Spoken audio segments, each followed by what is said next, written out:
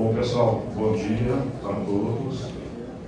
E dizer inicialmente da minha satisfação de estar aqui, atendendo esse convite, nesse contexto muito particular, né? Que a Secretaria, que a Prefeitura está vivendo, que a Secretaria está vivendo, e escutar essa ideia, né? Que a EP tornou-se uma política da Secretaria, e nós tivemos a responsabilidade coletiva de fazer essa construção.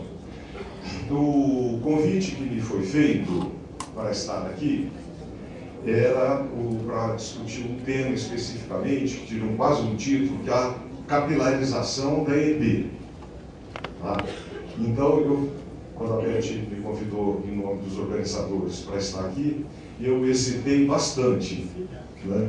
Resisti um pouco de estar aqui, em primeiro lugar, porque acho que toda a relação que nós construímos nesses 5 anos foi uma relação que é própria da dinâmica da EP, que é onde eu mais escutava, se vocês lembrarem, as minhas falas sempre eram posteriores às falas e às escutas, né? Também eram espaços de mais proximidade, de possibilidade de troca, e esse espaço, vamos dizer, ele chega a ser quase apavorante, vamos dizer assim, para quem está aqui, né? Que às vezes ele assume um caráter bem anônimo, meio de massa, né? A gente tem essa dificuldade de contato. Então essa primeira resistência que eu tive, assim, falar de capilarização de EP, depois de um ano sem contato com vocês, né, talvez não seja muito confortável. Depois eu optei para construir uma reflexão mais, pegar o tema, né, especificamente da capilarização e construir uma reflexão teórico-conceitual. Eu procurei fazê-la a menos chata, a menos acadêmica possível, mas partindo de um pressuposto, são um pouco do senso comum, né? Até fazendo a primeira questão, né? Quando, o que queremos dizer com capilarização da EP? Talvez, mas essa primeira pergunta, né? O que é capilarizar a EP? Né? Por que essa insistente preocupação com a capilarização como um ideal que nunca se realiza? Se olhar bem, essa conversa não é nova, né? Ela esteve presente de alguma maneira em todos, né? E todo esse tempo. Então, a minha fala, nesse primeiro momento, vou tentar fazer uma reflexão mais conceitual sobre esse conceito, para depois, na sequência, retomar que coisas estão implicadas que nós não nos damos conta quando usamos essa expressão. Capilarização do EP, né? Capilarização, na verdade, a maioria de nós que somos da área da saúde, nos remete imediatamente a um conceito de capilar, né? Capilar é o mais fino, é o mais distal, né? É o microscópico, é a ponta, é o lugar de trocas vitais de gases, nutrientes, de trocas vitais para a vida. Capilar é o micro, mas é o invisível. Então, capilarizar é alcançar esse micro, né? Então, vamos dizer, a reflexão inicial que eu quero fazer com vocês é que, se essa metáfora biológica da fisiologia nos ajuda a fazer uma primeira aproximação com o conceito, e nos ajuda, né? Mas ela tem limite. Os sociólogos gostam muito de fazer uma discussão que é usar metáforas da biologia para compreender a vida social. Em parte ajuda sim, mas apresenta um limite, ele não dá conta da complexidade do nosso objeto. O melhor exemplo disso é uma metáfora muito forte, que é usada na abordagem mais que a gente chama funcionalista sistêmica, é pensar a organização como um ser vivo. Ajuda a explicar muitas coisas, né? Ele se alimenta de nutrientes, que são os insumos, RH, né, medicamento, tecnologia, tem processos internos e tem um output, que é o cuidado, por exemplo. esse organismo está organizado também em funções que se complementam. Então, essa metáfora, que acaba sendo a hegemônica, e ela é de base biológica, ela tem uma força para explicar a vida organizacional. A própria sociedade, no fundo, é vista como um grande organismo composto por órgãos. Cada organização tem sua função, que vai produzindo, né, esses outputs que vão se integrando e vão produzindo a sociedade. Em parte é assim, mas isso é incompleto. Então eu vou tentar, não dar conta da complexidade da nossa tarefa, né, e não daria conta de responder essa questão da capilarização. Esse debate do micro, né, e imediatamente, quando nós falamos de um micro, devemos supor que há um macro, né?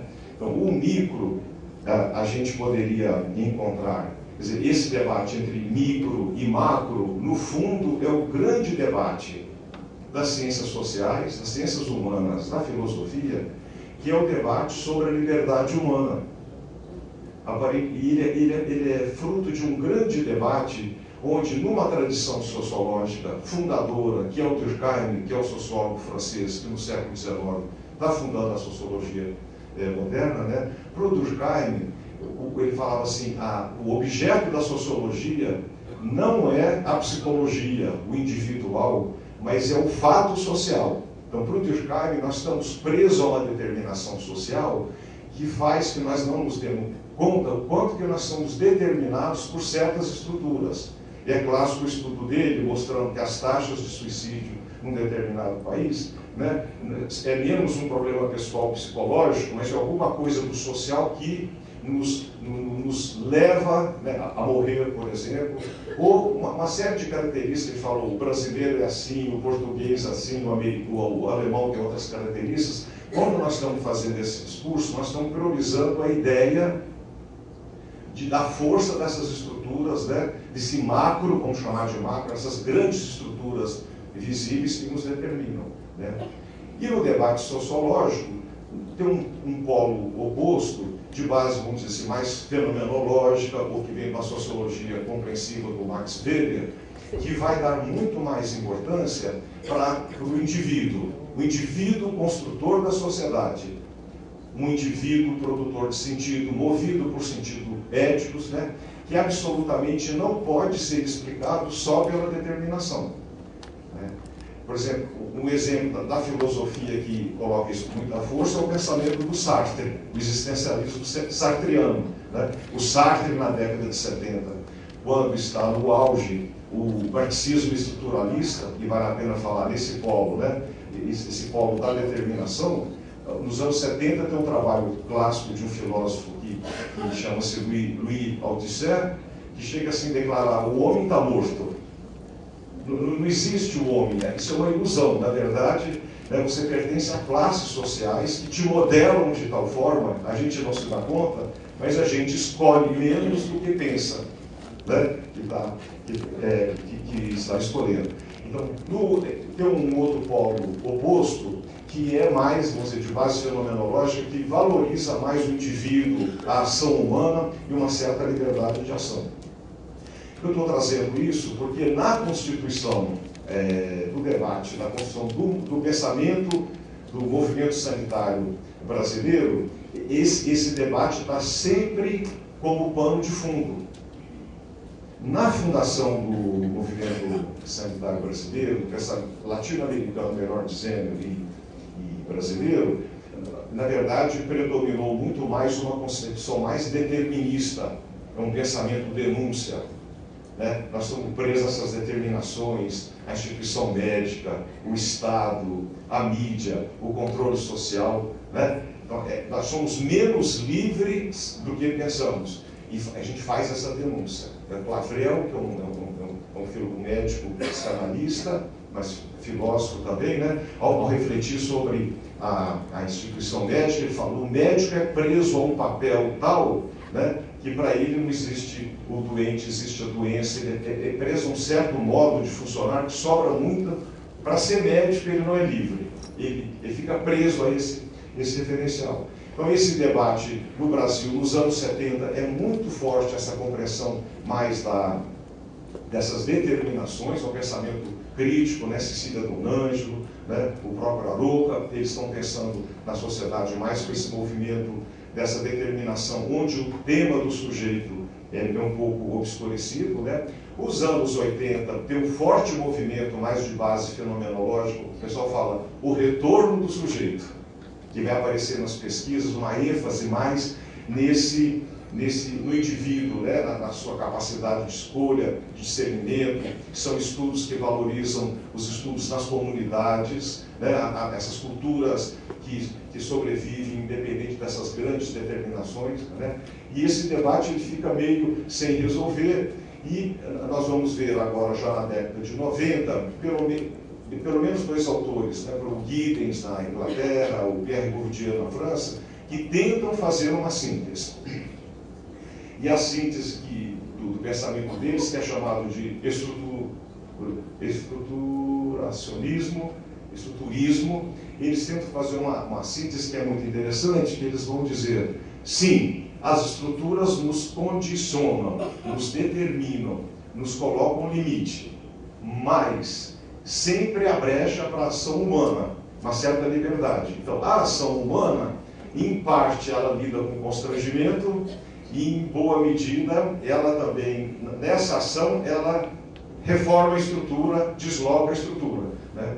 Então, haveria sempre brechas, linhas de fugas, possibilidades de atuação. Então, pode parecer um debate meio fosfórico para a discussão da EP, mas tem um pano de fundo que a EP acaba se vinculando a um certo referencial, né, que se aproxima dessa concepção que reconhece que tem limitações e determinações estruturais, basta pensar nós que atuamos nas secretarias de saúde, né, quantas restrições, quanto macro, vamos dizer assim, está presente, mas com mais espaço para a liberdade, e bastante, né, autonomia, produção, transformações ao nível dessas unidades.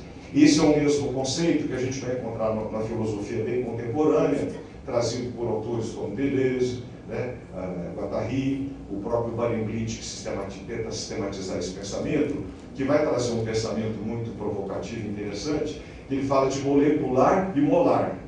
O próprio nome já indicou alguma coisa, né? O molecular é essa coisa do menor, infinitesimal, que se move, onde há mudanças e possibilidade. O molar são as grandes estruturas, então também estão presentes. Basta lembrar as grandes corporações com os seus instituídos, né? Corporação médica articulada com o Estado, o paradigma que opera, a relação que ela vai produzindo, são grandes instituídos que estão aí.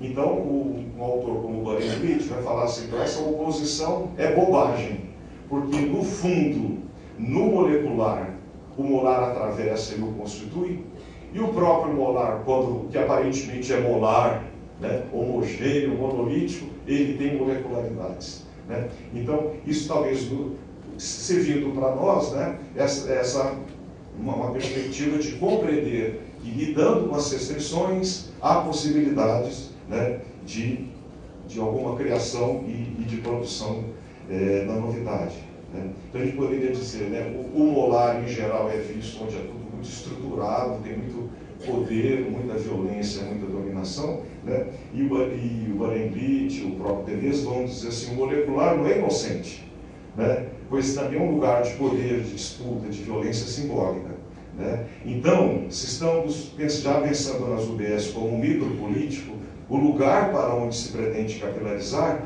vamos adiantando que temos que pensá-lo tanto como um lugar instituinte de mudanças, de novidades, mas também da reprodução do molar, do grande, das estruturas, das estatísticas, com ainda o marcante poder médico, só para dar um exemplo.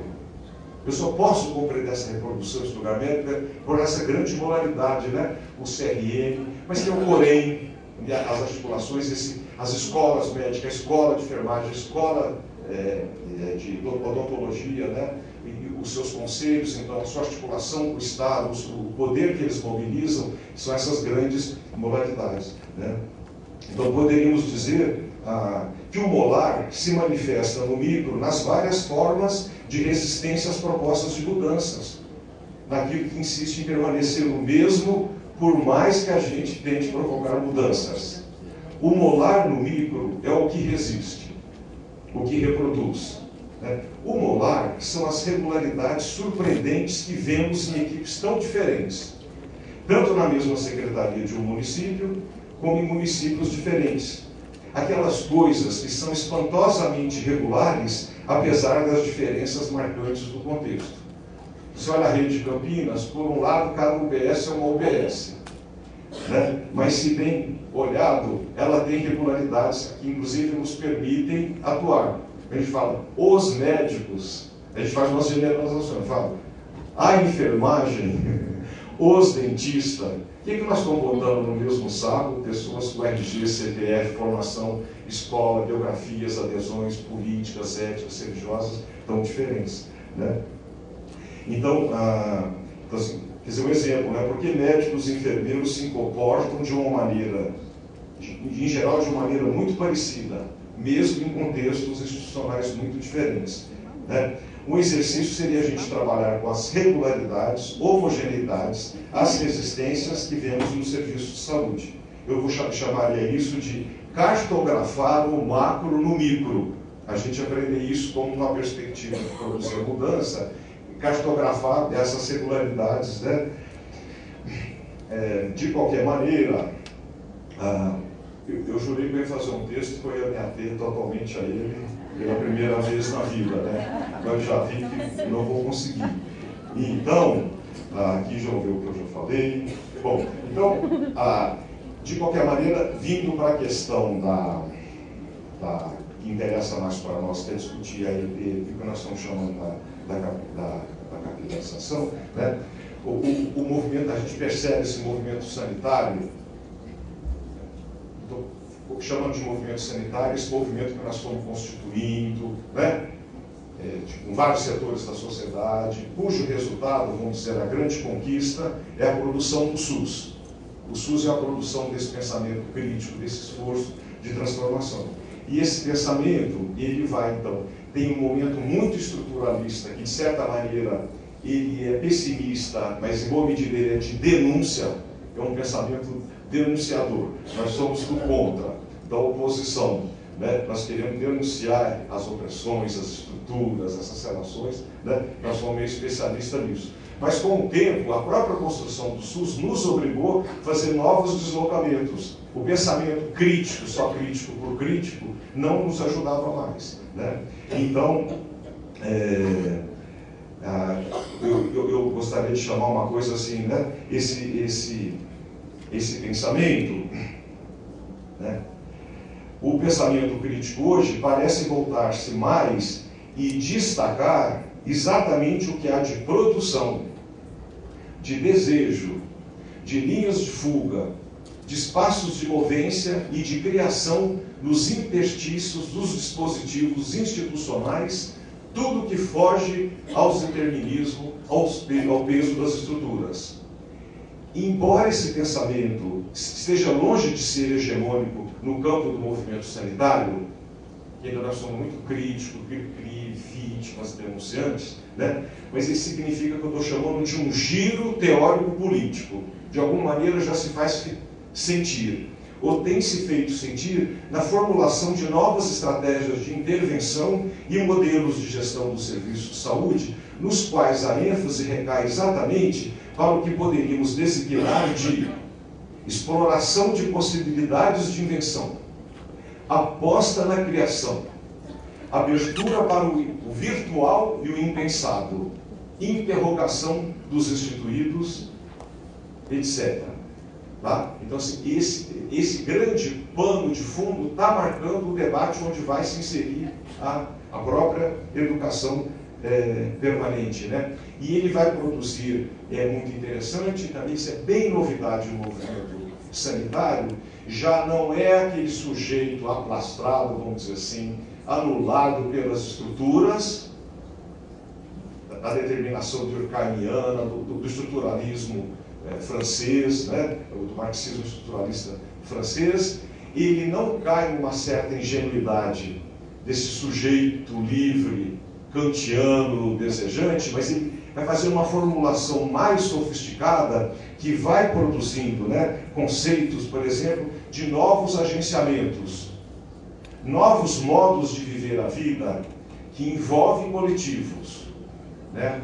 A gente podia pensar que a EIP é um esforço de agenciamento, tem sujeitos individuais, mas ela é produzir um certo modo de agir, de pensar, de produzir, que é exatamente, valoriza, né, o que não é pura estrutura, não é puro sujeito livre, mas são, vamos dizer assim, esses movimentos, né, novos agenciamentos, novas institucionalidades, novos modos de viver a vida, né, novos modos de viver as relações e novos modos de se produzir as organizações, as sociedades. Então isso é muito desafiador e ainda é um pensamento bastante contra-hegemônico, né? A formulação e opção pela proposta de educação permanente como estratégica, pedagógica, gerencial, preferencial do Ministério da Saúde, desde a primeira gestão do governo Lula, para se avançar na consolidação de um SUS de qualidade e orientado por um projeto radical de defesa da vida, pode ser enquadrado nesse giro teórico que estou apontando. A EIP traz como ideia-força a promoção de novos agenciamentos com potências para produzir novas institucionalidades no espaço micro. O micro é o alvo, digamos assim, do projeto de educação permanente. Sendo assim, a provocação que faço é que dizer capilarização da EIP é um pleonasmo. A EIP ou capilariza alcançando o território micropolítico do cuidado, ou não é EIP.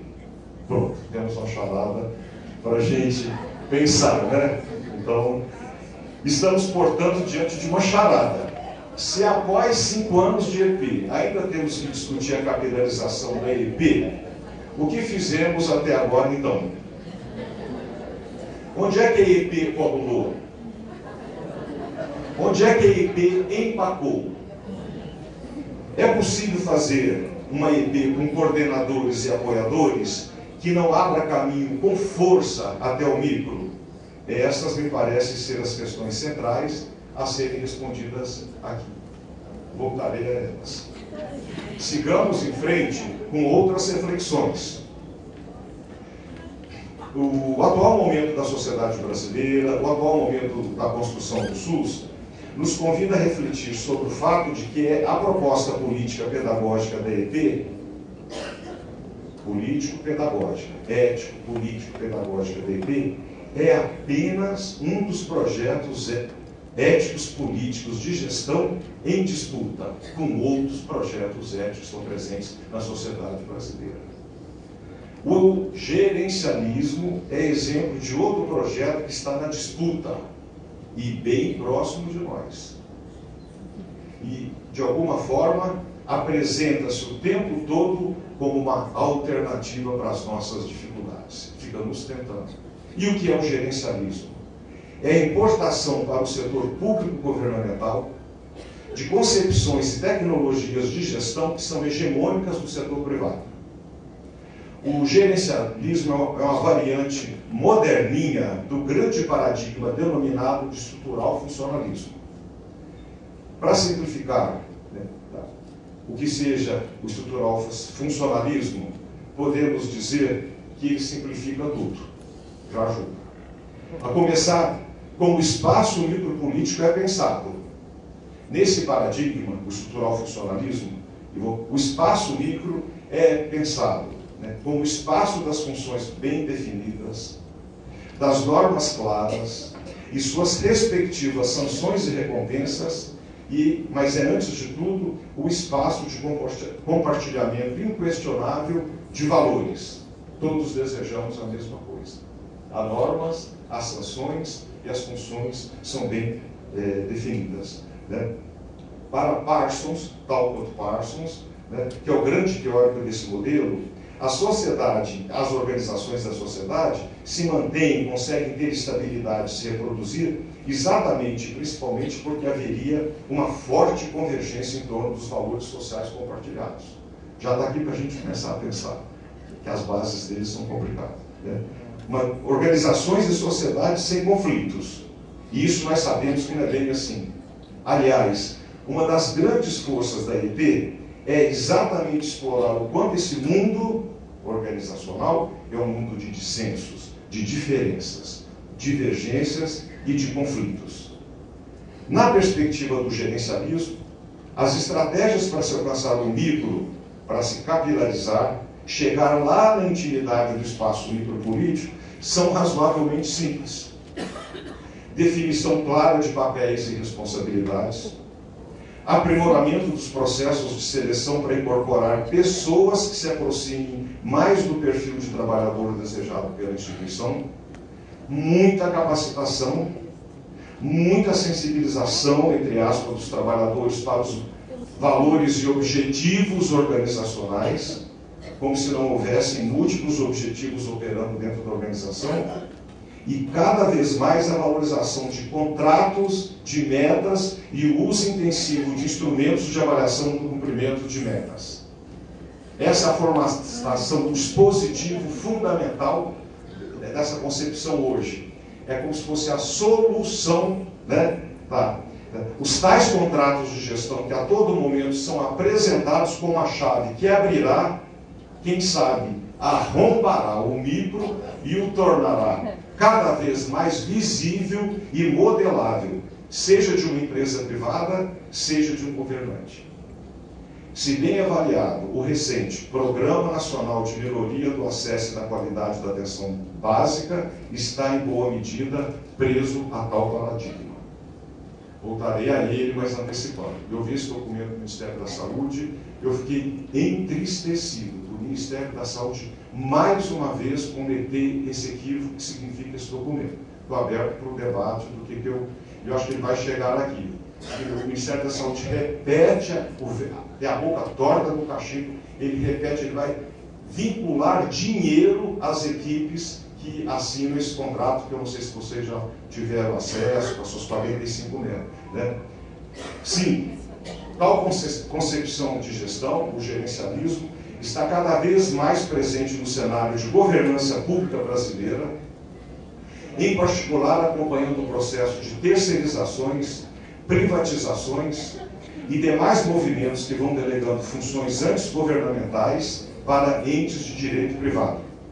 Reparem bem como a tendência de se valorizar ou apregoar um modo de governar calcados em metas, racionalização no uso dos recursos, responsabilização, profissionalização da gestão, tem se apresentado com muita força no próprio governo da Dilma e tem uma repercussão altamente positiva na mídia e na sociedade.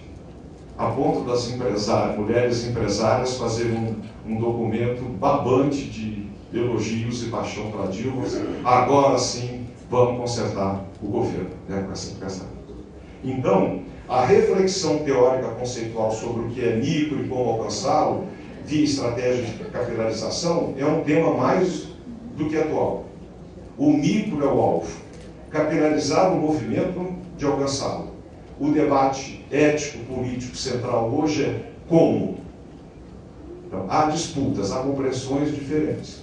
Poderíamos dizer que, em contraposição ao gerencialismo, correntes do movimento sanitário, não sei se hegemônicas, mas têm tentado opor um projeto de base emancipatória.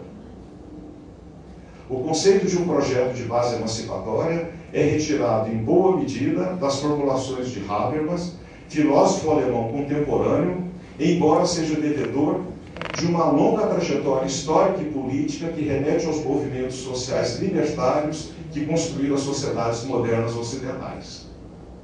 Por emancipação, Habermas quer dizer um processo pelo qual uma sociedade conquista autonomia, tornando-se livre de coerções externas e internas e autônoma no controle e no governo de si mesma. Podemos resumir dizendo que a emancipação é o processo de conquista e manutenção de autonomia. Muito simplificadamente, podemos dizer que a luta pela construção do SUS, com suas generosas diretrizes de universalidade, equidade, cidadania e defesa da vida, a grande bandeira do movimento sanitário, o SUS, sempre caminhou junto da formulação de propostas de gestão de base claramente emancipatória, como foi de modo marcante na produção do grupo que se reuniu na Unicamp a partir da década de 1980, no Lapa, e no qual me formei e me forjei como militante do SUS. E quais os elementos desse projeto emancipatório? A defesa da gestão colegiada em todos os níveis do sistema de saúde, a valorização do controle social, a defesa da construção de relações mais horizontais e solidárias entre os trabalhadores, abrindo espaço para um radical questionamento das relações de dominação e violência presentes no cotidiano das organizações. O projeto emancipatório, por sua natureza, valoriza práticas pedagógicas de base construcionista, nas quais a vida real, o cotidiano, o protagonismo e a experiência dos trabalhadores são valorizados. Não é à toa que o Paulo Freire sempre foi uma referência na sua construção. O Paulo Freire marca no pensamento brasileiro essa construção. O projeto emancipatório queria produzir o SUS e, ao mesmo tempo, um novo trabalhador de saúde, a nova equipe de saúde, construir o SUS e seus sujeitos emancipados, desalienados, autônomos, produtivos e militantes em defesa da vida em todas as suas dimensões. A luta antimanicomial brasileira é um bom exemplo do forte caráter emancipatório presente na tradição do movimento sanitário. Aqui valeria a pena abrir uma janela e ver como a reforma psiquiátrica brasileira produz o trabalhador com a reforma. Né? E ele tem que ser um trabalhador de outro tipo. Não pode ser funcionalizado, não dá certo. Né? E esse é um grande desafio, e está ainda em construção. Né? A proposta ético-política da educação permanente, como estratégia da formação dos trabalhadores de gestão da saúde, no seu projeto inicial, tem fortes marcas de um projeto emancipatório. A questão é, o projeto emancipatório ainda faz sentido no atual contexto de governança pública que vem se encontra no Brasil? Por que tem sido tão difícil defender esse projeto? O projeto em si se assenta em bases ético-políticas que vale a pena defender e batalhar? Ou estamos equivocados? Há atores sociais que possam abraçá-lo? Ele encontra eco na sociedade brasileira nesse momento? Esse me parece o ponto crucial no debate sobre a capilarização da IP. O grande debate teórico, ético, político de fundo. Reiterando, o modo de se pensar o micro é bastante diferente em termos teórico-conceituais e práticos, conforme se filia a uma outra perspectiva. O estrutural funcionalismo, o gerencialismo ou o projeto emancipatório. Em particular, a visão do que seja o trabalhador de saúde. Se no estrutural funcionalismo, ou gerencialismo, como estou chamando, o trabalhador é alguém que quase se confunde com o cumprimento adequado de certas funções, papéis de cargo, o projeto emancipatório projeta um trabalhador consciente, comprometido com a construção do SUS, com a produção do cuidado, com a ideologia, com a escuta. Um trabalhador a ser conquistado, produzido em processos pedagógicos gerenciais, de base comunicativa, dialógica, produtora de consensos e convencimentos. Há diferenças. A IP é uma proposta político-pedagógica que parte radicalmente da concepção que o território micropolítico não é um território vazio, esperando ser inoculado por propostas, diretrizes, orientações, projetos e programas dos dirigentes, seja no setor público ou privado, mas um território densamente povoado. O micro é povoado por atores protagonistas, constituído fortemente pelos altos governos dos trabalhadores, funcionando para o bem ou para o mal, como uma máquina produtiva independente do governante de plantão. Como vimos antes, para os dirigentes, gestores, o micro é sempre o espaço a ser conquistado. Voltando então ao nosso tema de encontro, a capilarização da IP, teria então que considerar a materialidade desse espaço, que é micro, molecular, produtivo, em permanente mudança, instituinte, mas ao mesmo tempo atravessado pelo molar, pelas grandes instituições, por grandes vetores que lhe dão certos modos homogêneos de funcionamento, de reprodução, de conservadorismo. Para dar um exemplo, passa os embates com o COREM, Conselho Regional de Enfermagem, né? com todas as mudanças que significam novas práticas dos atores mais cuidadores. É quase como prevalecesse, ele quer modelar esse espaço, ele vai lá, ele tem regras e tem peso, então ele está presente. A enfermagem, né, para ela é importante, até como sua constituição como corpo profissional. Capilarizar a EP seria, então, conseguir abrir caminho por dentro desse campo, interrogando por dentro em seu funcionamento e sua lógica, o que não tem sido fácil. Então, os problemas que eu entendo para se capilarizar a EP na perspectiva emancipatória. Eles têm 4 problemas. Primeiro, nossas cabeças são formatadas na perspectiva estrutural funcionalista. O estrutural funcionalismo é um agenciamento, um modo de olhar o mundo, de pensar e de agir. Um modo de pensar o outro ainda muito instrumental. Modelar o comportamento do outro para agir de acordo com o que pensamos ser o mais correto. Seja para aumentar a eficiência da empresa privada, seja para implementar as diretrizes do SUS. 2. A EP, como estratégia ético-política de gestão adotada por determinado governo, é, por natureza, governamental. Parece uma tautologia. Isso é, tem que produzir uma institucionalização que virá, inevitavelmente, contaminada por relações de hierarquia e poder. Coloquei assim, vide o caso dos apoiadores. Né? A EP é uma tecnologia política por natureza. E tem essa institucionalidade que nós conhecemos bem.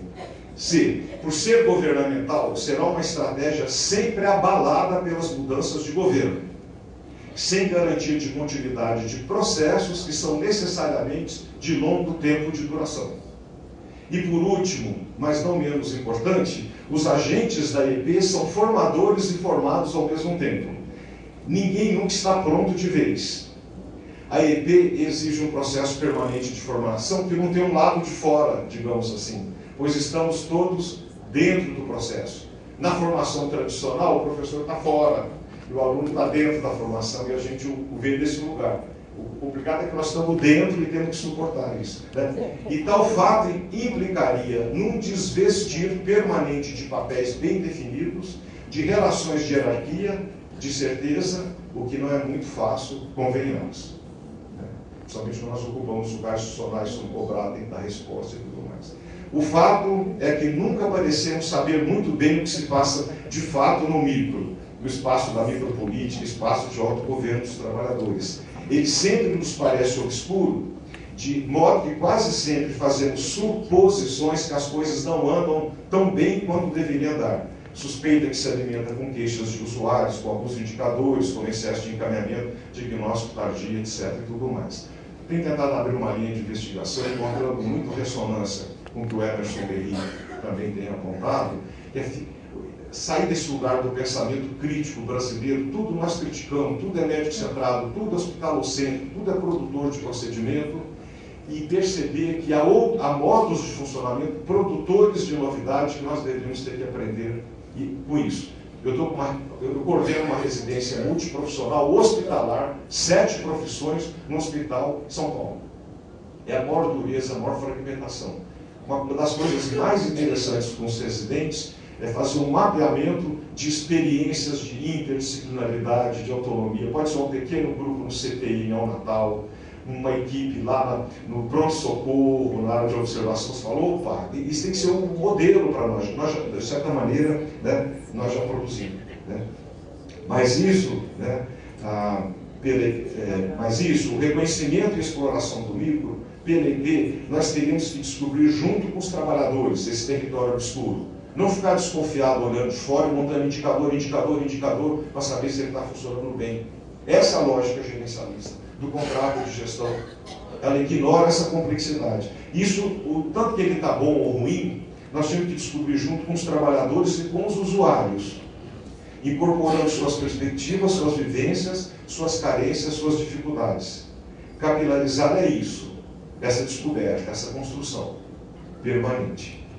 Capilarizar a EP seria esse processo sem fim de processos, de produção de conversas, encontros, experimentações. e resistindo à tentação, a gente já não vai conseguir avaliar esse espaço, né? Eu escrevi um texto que está publicado agora na Interface sobre avaliação, muito pensando aqui na experiência de Campinas, né? Eu falo, essas grades avaliativas, na verdade, elas são como grandes redes que a gente bate na água, pega peixe grande. Mas o livro político é o que fervilha na água. Né? Ele não vem na rede. E ele vai fervilhar sempre, e não tem rede de cabo. Nós estamos ficando delirando, as nossas redes vão ser cada vez mais finas, microscópicas, genomáticas, termopáticas, não sei lá o quê, mas ele vai escapar. Né? E então, já finalizando, né, o grande impasse do movimento emancipatório brasileiro, na sua vertente sanitária, digamos assim, é exatamente saber o quanto poderemos continuar batalhando nessa perspectiva, num mundo dominado pelo individualismo, pela disputa, pela racionalização crescente da sociedade, pela busca imediata de resultados. Eu, pessoalmente, sou movido por grandes dúvidas nesse momento, mas continuo apostando que a EP, como proposta político-pedagógica, continua válida. E mais do que isso, como a melhor, se não a única real alternativa de promover mudanças, movimentos, transformações no campo micropolítico do cuidado. Até porque, por uma questão que vários autores têm produzido com um brilhantismo, né, a própria característica do nosso objeto, que é o cuidado, né, que ele é, por natureza, protagônico, autônomo. Então, ele vai escapar sempre. Então, essa desconfiança de que as coisas não estão acontecendo bem lá, nós nunca vamos resolver. Nós temos que ser processos, né, onde permanentemente esse cuidado é colocado em análise. Durante todo o tempo em que participei da coordenação da EP aqui de Campinas, convivemos com a dúvida se não estaria faltando mais direcionalidade da EP, mais definição de metas, elaboração de contratos de gestão com indicadores bem definidos, com força para avaliar, controlar e induzir o bom funcionamento da rede. A outra opção, seria afinal, e que afinal não tivemos, era deixar a EP rolar mais solta, né? Suportar o descentramento, o não controle, abdicar da pretensão de saber tudo o que se passava no espaço micro. Agora temos a impressão de que a IP não se capilariza. O que fazer então? Isso é um grande dilema que esteve presente em todos esses anos, né? Então, há uma novidade nesse momento, para ir finalizando, né, que é o Programa Nacional de Melhoria do Acesso e da Qualidade da Atenção Básica, elaborado pelo Ministério da Saúde, para ser adotado pelos gestores municipais. O programa é construído com uma lógica contratualista, do tipo contrato de gestão, assentado em 45 indicadores a serem cumpridos. Eu, pessoalmente, acho que ele é bastante equivocado com concepção geral e, de novo, tal promessa de, enfim, se conquistar e transformar o micro não vai se cumprir. Se piorar, ele tem 4 etapas, as 2 primeiras, quais as unidades que faz o contrato e ganha dinheiro para isso. Eu quero ver as etapas 3 e 4, que é avaliar o impacto efetivo e as transformações. Então, terminando, né, uma boa tarefa para ir nessa etapa, um acúmulo à maturidade que esse coletivo tem, poderia ser se debruçar sobre cada indicador. Eu acho que vai ser impossível resistir à tentação de assinar os contratos com R$ 1.700 por unidade para cada unidade. Isso me escandaliza, mas essa é a verdade, né? Então, assim, esse é o projeto. Então, Campinas, com a sua tradição, tomar esse desafio, se debruçar sobre cada indicador e analisar com as equipes as implicações micropolíticas para a conquista do parâmetro definido para cada indicador. Aliás, não consegue definir parâmetro também. É todo furado o documento, começo ao fim. Até isso é um complicador. Cada um deles, de qualquer maneira, cada indicador abre um leque imenso de questões. E que, se bem conduzida tal discussão, seria capaz de colocar em análise o complexo campo afetivo, político e institucional sobre o qual se lançam as bases do cuidado. E os desafios e as possibilidades de se avançar no processo da EP. Quem sabe o desafio seja lançar mão antropofagicamente desse instrumento produzido em outro campo, surpreendentemente assinado por membros do movimento sanitário, né? Já escrevi para ele com críticos e já mandei o meu documento desse texto, né? Mas quem sabe lançar mão desse documento a partir, produzido com outra concepção, degluti-lo, digeri-lo, buscando produzir novidades, novas relações e, principalmente, colocando em prova a potência da EP no sentido de conseguir uma efetiva capilarização na vida organizacional. É isso.